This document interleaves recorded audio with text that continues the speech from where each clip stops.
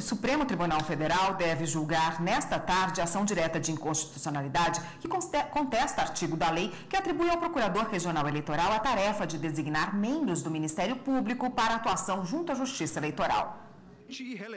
A ação direta de inconstitucionalidade 3802 é contra o artigo 79 da Lei Complementar número 75 de 1993.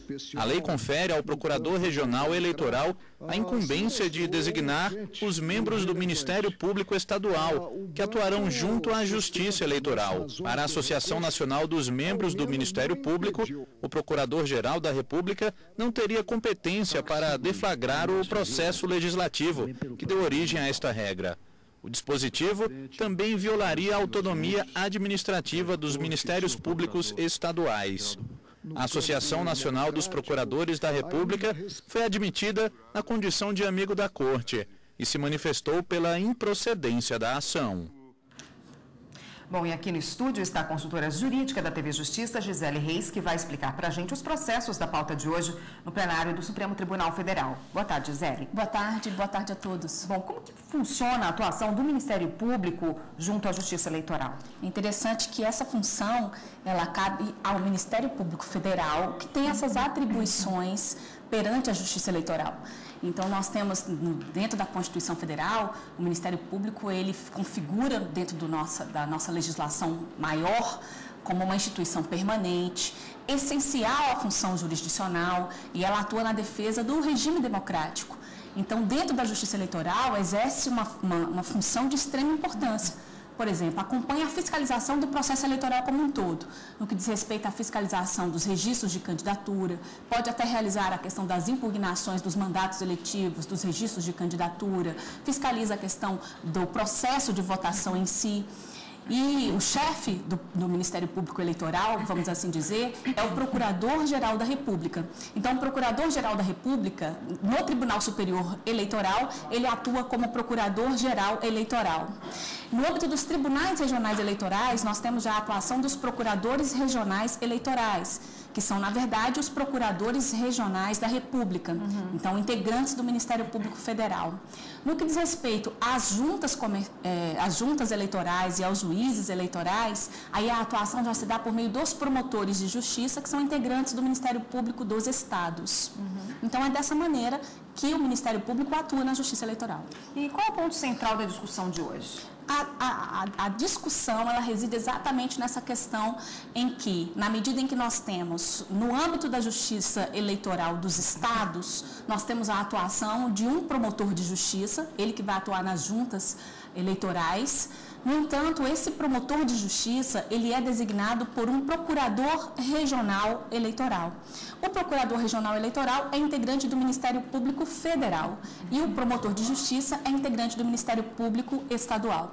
Então, aí chegou essa controvérsia no Supremo Tribunal Federal, porque haveria aí uma possível, de acordo com a ação direta de inconstitucionalidade, haveria uma ingerência do Ministério Público Federal na escolha do promotor de justiça que iria atuar na Justiça Eleitoral dos Estados. De acordo com a ação, essa designação, ela deveria ser dada não pelo chefe do Ministério Público Eleitoral, no caso do Procurador Regional Eleitoral, mas sim pelo Procurador de Justiça, que é o chefe do Ministério Público dos Estados. Então, essa é a grande controvérsia. Rapidamente, por que o Procurador-Geral é contra a ação? Ele entende que a Justiça Eleitoral, ela é uma justiça de âmbito nacional e que nada impede a participação tanto do Ministério Público Federal quanto do Ministério Público Estadual. Na verdade, é até importante que eles atuem conjuntamente para atingir os objetivos maiores, né, da Justiça Eleitoral, que é, na verdade, a questão do voto, do maior exercício, né, de participação popular, que é a escolha dos políticos, o próprio voto que se faz, a escolha daqueles que vão comandar o país. O Supremo Tribunal Federal deve analisar também nesta tarde recurso extraordinário que trata da dispensa de registro em cartório de alienação fiduciária de veículos no estado do Rio de Janeiro. A questão já teve repercussão geral reconhecida. Em A discussão trata da dispensa do registro em cartório das alienações fiduciárias de veículos. O recurso foi apresentado pela ACREF, Associação Nacional das Instituições de Crédito, Financiamento e Investimento, e pelo Departamento de Trânsito do Estado do Rio de Janeiro, contra a decisão do Tribunal de Justiça local. De acordo com o recurso extraordinário, deve ser afastada a inconstitucionalidade que foi declarada pelo TJ do Rio. O tema teve a repercussão geral reconhecida e aguarda julgamento pela Corte. E nós voltamos a falar da sessão plenária de hoje com a consultora jurídica da TV Justiça, Gisele Reis. Gisele, vamos começar entendendo melhor qual foi a decisão do TJ do Rio. Bom, o Tribunal de Justiça do Rio de Janeiro, aí na análise da constitucionalidade de um dispositivo do Código Civil, entendeu que essa parte do dispositivo era inconstitucional. E o que esse dispositivo estabelece? No que diz respeito aos contratos de alienação fiduciária, que é uma forma que se tem, quando eu vou financiar um veículo, por exemplo, eu tenho a possibilidade de ir até uma instituição financeira e pegar ali o dinheiro emprestado e eu dou aquele carro que está sendo adquirido em garantia. Então, aquele carro fica alienado fiduciariamente àquela instituição financeira. Então, esses contratos, esses registros de alienação fiduciária, eles são obrigatórios. No entanto, o Código Civil estabelece que esse registro ele precisaria ser feito, quando se trata de veículo, apenas junto ao DETRAN, ao órgão responsável pelo licenciamento do veículo. O Tribunal de Justiça do Rio de Janeiro, ao julgar um recurso no que diz respeito a essa questão, entendeu que essa parte do Código Civil é inconstitucional, porque, de acordo com a Constituição, essa atribuição ela ficaria a cargo dos cartórios de títulos e documentos, e essa providência junto ao órgão de licenciamento seria apenas uma providência adicional. Então, o que valeria, o que seria ali principal, seria o registro daquele documento, no que diz respeito àquele contrato de alienação fiduciária, no cartório de títulos e documentos. E existe uma portaria do DETRAN sobre essa questão, não é mesmo? Existe essa portaria de 2003, e o interessante é que essa portaria, ela traz exatamente a dispensa da exigência, né? Então, para se fazer o registro desse tipo de contrato junto ao documento do carro, não é necessário, de acordo com essa portaria do DETRAN, apresentar previamente o registro desse contrato no cartório de títulos e documentos. Então, a própria portaria do DETRAN, ela dispensa o registro feito no cartório.